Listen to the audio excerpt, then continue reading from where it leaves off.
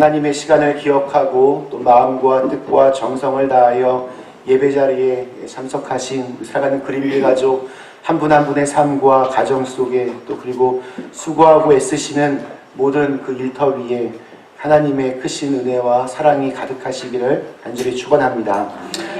이런 사람이 행복합니다 라고 하는 주제로 예수님께서 말씀하셨던 8가지의 복을 제가 살펴보고 있습니다. 오늘은 세 번째, 온유한 자는 복이 있나니 그들이 땅을 기업으로 받을 것이다 라는 말씀으로 함께 같이 은혜를 나누려고 합니다. 오늘 교회에 오시면서 다들 자동차를 이렇게 운전하고 오늘 오셨습니다. 자동차를 운전하는 기술 중에 가장 중요한 것이 그 브레이크를 잘 밟는 것이라고 합니다. 여러분이 잘 아시는 대로 저는 약간 난폭 운전을 하는 편인데 저는 악셀에다만 잘 빨리 많이 밟으려고 하고 브레이크를 잘 밟지 못해서 낙지도 여러 번 뛰었고 또 예전엔 사고도 난 적이 있었습니다. 가야 할 때는 잘 가고 또 서야 할 때는 잘 서야 그것이 정말 안전합니다. 서야 하는데 서지를 못하면 그땐 정말 큰일이 납니다. 브레이크가 고장이 난 차량은 정말 한마디로 살인 무기와 똑같습니다. 위험한 것일수록 그것을 이렇게 통제할 수 있는 안전장치 혹은 조절장치가 굉장히 필요합니다. 사람에게 있어서도 이러한 조절장치가 필요합니다.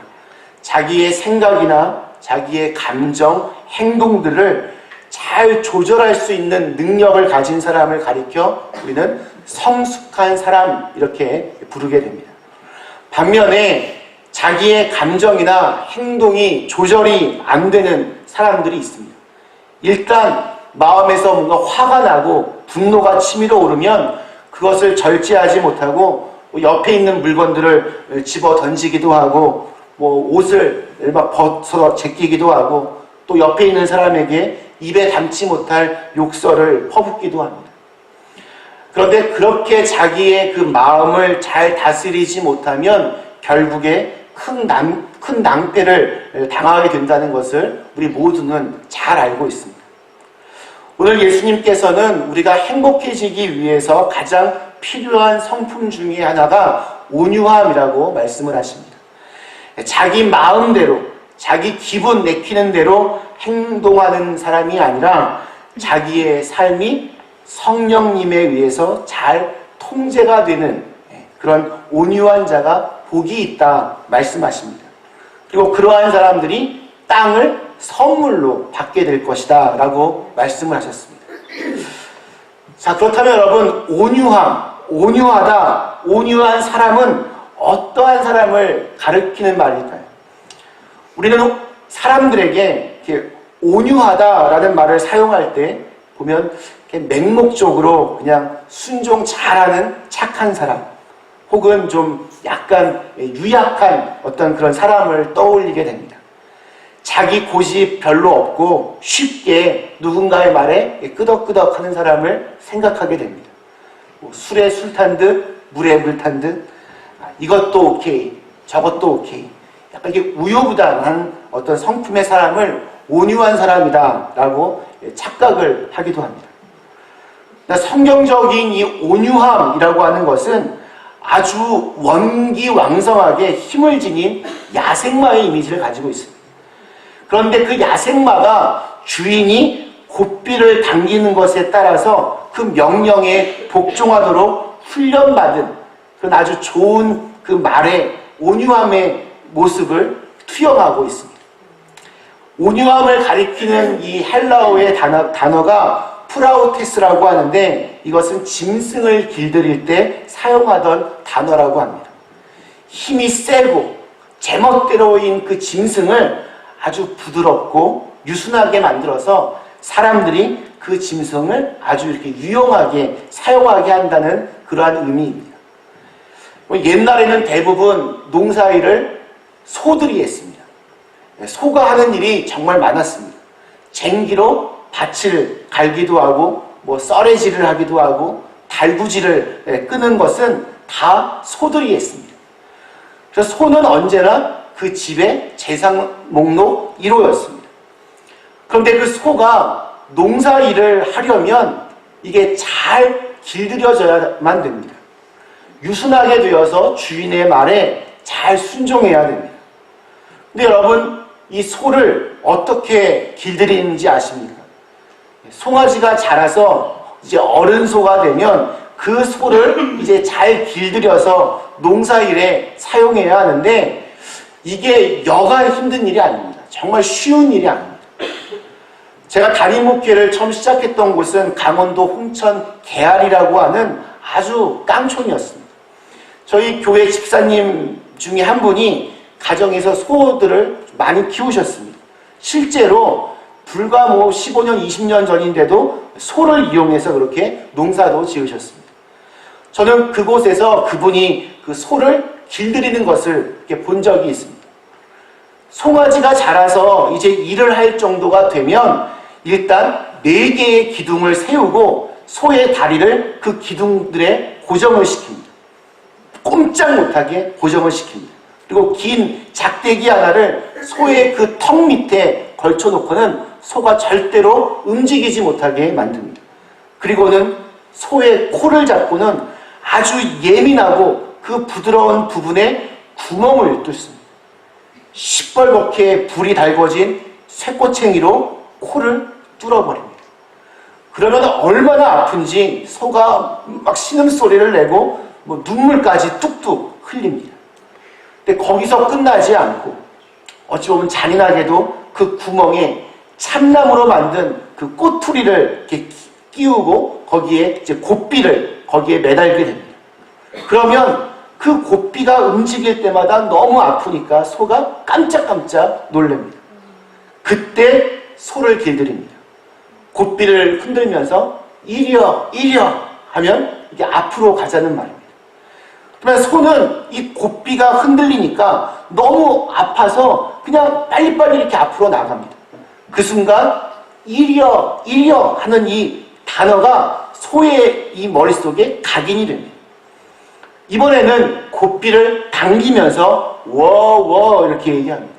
그러면 가던 소가 그 자리에서 멈춰서게 됩니다.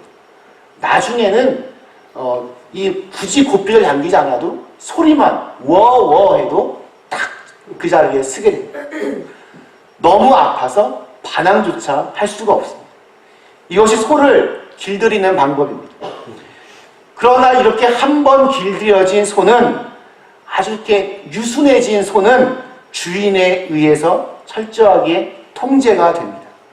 아무리 소의 덩치가 크고 힘이 세도 주인이 곶비 하나만 딱 쥐고 있으면 꼼짝하지 못합니다. 심지어 어린아이가 이랴 이랴 워워 해도 그 말에 순종하게 됩니다. 이렇게 길들여진 소로 농사일을 하게 됩니다. 길들여지지 않은 소는 다루기도 힘들고 또 그 소 때문에 유익한 일이 전혀 발생하지 않지만 이렇게 길들여진 소는 너무나 많은 사람들에게 참 중요한 일들을 하게 됩니다. 온유한 사람, 즉 하나님께 길들여진 사람들이 바로 그러한 사람들입니다. 성경에 보면 이 하나님의 다루심, 하나님의 그 길들이심으로 온유하게 된 사람들이 참 많이 나옵니다. 그 대표적인 사람이 바로 모세입니다. 우리가 잘 알다시피 모세는 타고난 성격에 결코 유순하고 온유한 사람이 아니었습니다. 출애굽기 2장에 보면 애굽의 감독관이 자기의 그 히브리 사람을 학대하는 것을 보자 그는 분노하였고 그 분노의 감정을 조절하지 못해서 그 애굽 사람을 죽였습니다. 절대 온유한 사람이 아니었습니다.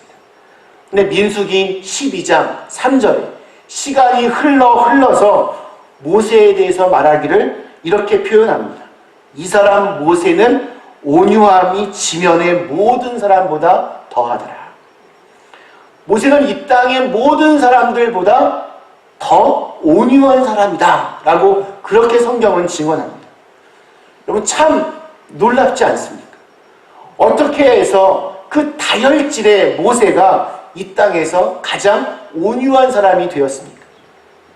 우리가 알다시피 모세는 이 애굽 사람을 죽인 후에 미디안 광야로 도망을 쳤습니다. 그리고 거기서 40년 동안 숨어 지냈습니다. 거기서 자기의 양도 아닌 장인의 양을 치는 그런 목자로 하루하루 살았습니다.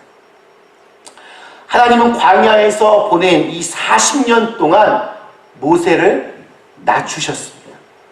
모세는 더 이상 애굽의 왕자가 아니었습니다. 그는 도망자요 인생의 실패자였습니다. 하나님은 그런 모세가 하나님, 저는 이제 아무것도 할 수 없는 존재가 되었습니다. 저는 이제 아무것도 아닙니다. 이러한 고백이 나오도록 그의 삶을 이끌어 가셨습니다.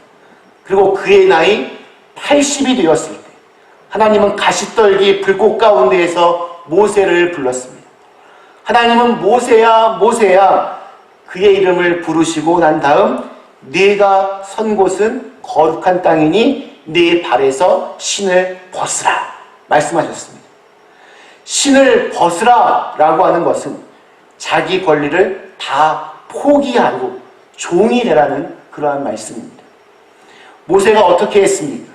놀라운 것은 모세는 하나님의 말씀에 순종해서 자기의 발에서 신을 벗고 무릎을 꿇었습니다. 그는 자신을 낮추고 하나님 앞에 유순한 사람, 온유한 자가 되었던 것입니다. 그때 하나님은 이 모세를 사용하셔서 이스라엘 자손들을 애굽에서 구원하시는 놀라운 하나님의 역사를 이루어 가셨습니다. 그럼 베드로도 마찬가지입니다. 성경에 보면 베드로는 굉장히 다혈질이고 성격이 급한 사람입니다. 그는 제자들 중에 언제나 가장 자기가 먼저 뭐 하겠다고 나서는 사람이었습니다. 겟세마네 동산에서는 예수님을 잡으러 왔던 이 제사장들의 부하들에게 칼을 휘둘러서 한 사람의 귀를 이렇게 베기도 했습니다. 이런 베드로였지만 성령님께서 부활하신 주님께서 그의 삶을 지배하면서 그는 점점 온유한 사람이 되었습니다. 베드로전서 3장 8절로 9절에서 그는 이러한 말을 남깁니다. 내가 마지막으로 말하노니 너희가 다 마음을 같이하여 동정하며 형제를 사랑하며 불쌍히 여기며 겸손하며 악을 악으로 욕을 욕으로 갚지 말고 도리어 복을 빌라. 이를 위하여 너희가 부르심을 받았으니 이는 복을 이어받게 하려 하심이라. 과격하고 급한 성격의 소유자인 그가 마음을 같이하여 동정하고 사랑하고 불쌍히 여기 이러한 단어들을 계속 사용합니다. 그가 온유한 사람으로 변화되었다는 증거입니다. 그러나 하나님 앞에서 그 성품이 온유한 자로 변화되지 못하고 아주 고생을 실컷 한 사람도 있었습니다. 바로 야곱입니다. 야곱은 욕심이 많았습니다. 야망이 컸습니다. 그는 자기의 야망을 위해서 아버지와 형 그리고 외삼촌을 계속 속였던 그러한 사람입니다. 하나님은 이러한 야곱을 믿음의 조상으로 이렇게 다듬어 가기를 원하셨습니다. 근데 그때마다 야곱은 하나님의 손을 계속 교묘하게 이렇게 빠져나갔습니다. 나중에 하나님께서 이 야곱을 어떻게 하십니까? 야복 강가에서 아예 그의 환도뼈, 그 허벅지 관절을 부러뜨려 버렸습니다. 그때서야 야곱이 하나님께 항복을 했고 하나님에 의해서 통제가 되기 시작했습니다. 그리고 그런 일이 있은 후에 얻은 이름이 바로 이스라엘입니다. 성경에서 원래 이스라엘이라고 하는 뜻은 하나님과 겨루어 이겼다 뭐 이러한 뜻으로 사용하지만 이 단어에는 하나님이 다스린다라는 뜻도 가지고 있습니다. 야복 강가에서 그가 비로소 하나님의 다스림을 받는 사람이 되었다는 그런 뜻입니다. 하나님은 하나님의 백성들이 온유한 자가 되기를 원하십니다. 온유한 사람이 되어야 하나님의 쓰임을 받을 수 있기 때문입니다. 우리 시대에 가장 유명했던 영성학자 우리 헨리 나우엔의 책에 보면 이러한 이야기가 있습니다. 중세시대 때 어느 수도원에서 아주 노련하고 또 아주 존경받았던 그런 수도사 한 사람이 이제 젊은 갓 들어온 수도사를 교육하는 일을 맡았다고 합니다. 아직은 좀 건방지고 좀 교만한 구석이 있는 그 젊은 혈기가 있던 이 젊은 수도사에게 이 나이가 많은 수도사가 교훈을 주기 위해서 그 흙을 만지면서 이렇게 이야기를 나눕니다. 돌처럼 아주 딱딱하게 굳은 흙을 만지면서 그 젊은 수도사에게 여보게 여기 좀 물 좀 부어주지 라고 말했습니다. 젊은 수도사가 거기에 이렇게 물을 따라 부었습니다. 근데 그 물이 이렇게 딱딱하게 흙이 굳어 있으니까 흙 안으로 스며드는 것이 아니라 그냥 옆으로 쪼르르 하고 흘러내리고 말았습니다. 이 선생이었던 수도사가 잘 보기에 이 딱딱한 흙은 물을 받지 못한다네. 그래서 딱딱한 흙에는 식물이 자랄 수 없다네. 말하면서 옆에 있는 망치를 집어들고는 그 딱딱하고 굳어져 버리는 흙덩이를 부수기 시작했습니다. 그런 후에 젊은 수도사에게 다시 물을 부어보라고 그렇게 말을 합니다. 젊은 수도사가 부서져서 아주 이제 부드러워진 그 흙 속에 물을 붓자 물이 흙 속으로 잘 스며들기 시작합니다. 이때 이 선생이었던 수도사가 웃으며 이렇게 말합니다. 여기에다가 씨를 뿌리면 틀림없이 꽃을 피우고 열매를 맺을 것이 아니겠는가. 우리는 이것을 깨어짐의 영성이라고 말하지. 깨어짐의 영성. 나의 굳은 마음이 깨어지고 내가 부서질 때 하나님은 거기서부터 꽃이 피어나게 하시고 아름다운 열매를 맺도록 하나님의 영을 부어주신다는 그러한 말씀입니다. 물이 스며들 수 없도록 딱딱하게 굳어진 흙에는 하나님의 씨앗이 들어갈 수도 없고 열매를 맺을 수도 없습니다. 그래서 하나님은 때때로 우리를 깨부수는 그러한 순간들, 그러한 시간들을 우리에게 주시기도 합니다. 우리를 깨뜨려서 하나님의 일에 쓰시고자 합니다. 그러면 우리는 하나님 너무 아픕니다. 원망하기보다는 하나님 저를 깨뜨려 주세요. 저를 깨뜨려 주세요. 그리고 하나님께서 기뻐하시는 사람으로 만들어 주세요. 저를 하나님께서 사용하실 만한 그러한 존재로 삼아 주세요. 그렇게 기도하실 수 있기를 바랍니다. 그렇기 때문에 여러분 온유한 이 성품은 그의 삶의 중심이 하나님이 됩니다. 하나님에 의해서 길들여진 사람은 삶의 모든 영역에서 하나님의 통제를 받고 무슨 일을 하든지 하나님의 뜻에 자기를 맞추게 됩니다. 사실 우리가 예수를 믿고 하나님의 자녀가 되었다라고 말은 하지만 옛 성품, 옛 자아들을 그대로 가지고 있는 경우들이 참 많이 있습니다. 자기 마음대로 행동하고 하고 싶은 대로 살고 자기 감정대로 화를 내고 자기가 판단하고 예수 믿기 이전에 자기 성질 그것들이 그대로 드러날 때가 있습니다. 그래서 누군가의 마음을 굉장히 아프게 하고 힘들게 할 때도 있습니다. 그러한 옛 성품들은 하나님에 의해서 통제를 받아야 하고 하나님의 다스림 안에 거할 수 있어야 합니다. 자, 여러분 우리가 하나님을 믿는다고 할 때 이것 온유함을 가지고 살아갈 때 나약하게 비겁하게 뒤로 숨고 그냥 적당하게 그런 식으로 오해해서는 안 됩니다. 오히려 하나님에 의해서 길들여져서 하나님의 통제를 받는 사람은 진짜 힘을 써야 할 곳에 힘을 쓰고 정말 해야 할 중요한 일을 제대로 해낼 수 있는 사람들입니다. 그렇다면 온유한 사람은 어떠한 복을 받는다라고 약속하고 계십니다. 오늘 말씀에서 예수님은 온유한 자들에게 주어지는 축복이 땅을 기업으로 받는다라고 약속을 하십니다. 성경은 강한 자들이 자기 땅을 많이 차지한다 이렇게 말하지 않습니다. 오히려 온유한 자가 땅을 기업으로 받을 것이라고 말씀합니다. 여러분, 사나운 맹수들, 사자나 호랑이 같은 맹수들이 이 땅을 많이 차지하고 있습니까? 그렇지 않습니다. 동물의 세계를 잘 관찰해 보면 참 이상합니다. 힘센 동물일수록 멸종 위기에 처해 있거나 특별한 보호를 받아야 할 만큼 숫자가 아주 작습니다. 오히려 작고 힘없는 동물들이 훨씬 더 숫자가 많고 훨씬 더 많은 땅을 차지하고 거기서 살아가고 있습니다. 맨날 잡아먹히는 것 같고 맨날 얻어 터지는 것 같은데 맹수보다 약한 짐승들이 훨씬 우리 주위에 많이 있습니다. 아주 중요한 축복의 원리라고 생각합니다. 온유한 자가 차지할 여러분 땅이 그러면 어디입니까?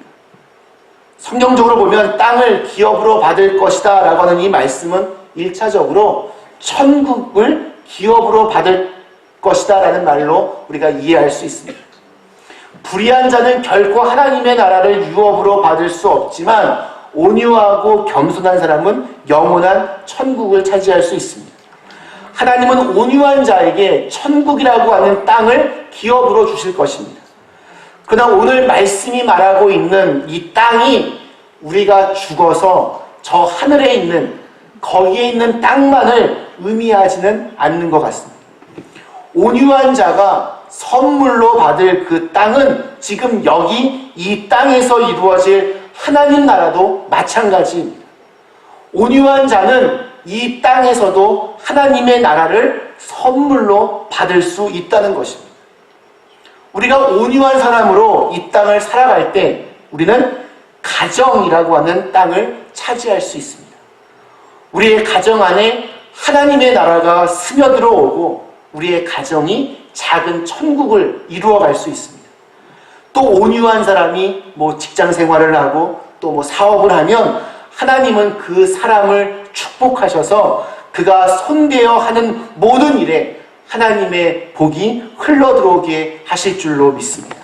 그의 지경을 더욱더 넓히셔서 그를 통해서 많은 사람들이 하나님께로 돌아오고 그 사람 때문에 하나님의 나라가 확장되어 가게 될 것입니다. 이것이 이 땅을 기업으로 선물로 받는 축복이라고 저는 생각합니다. 사실 우리 예수님은 이 온유한 자의 최고 모범이 되십니다. 예수님은 나는 마음이 온유하고 겸손하니 나의 멍에를 메고 내게 배우라. 그리하면 너희의 마음이 쉼을 얻을 것이다 라고 말씀하셨습니다.